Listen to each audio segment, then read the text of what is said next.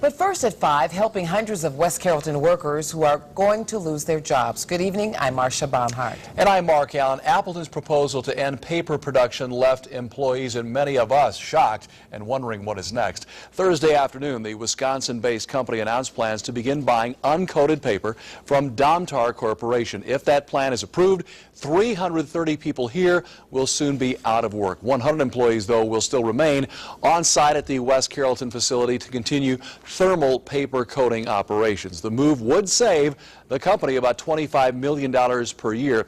Today, 2 News learned new details of plans to help those workers, and Jordan Burgess is live with what he's learned. Jordan?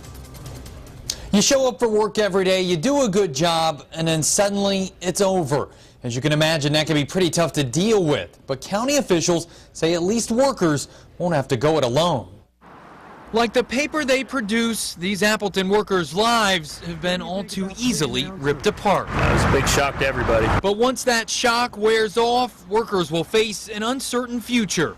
Their life's work gone, all because people are paying a lot more for pulp these days. This is not a reflection on the commitment or ability of our workforce in West Carrollton, but more a reflection on the high cost and non-integrated paper making assets we have in our West Carrollton mill. In a conference call we listened to Friday, Appleton's chief financial officer said the move is supposed to save the company $25 to $30 million. But the cost, hundreds losing jobs they've had for decades, is harder to measure. It's scary to lose your job, particularly if you've been in a place in a long time.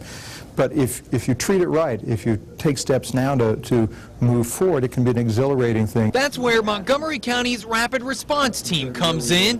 Officials plan to be in the plant in the coming weeks, meeting with workers and helping them figure out what's next. Well, the most important thing is to start now. Don't wait. The job market is better than it has been for several years, but it's still very competitive. With that improving job market, county officials are confident those let go can find work, but only after making a different kind of paper, a resume. It isn't a question of how many will find it, it's a question of how quickly will they find it.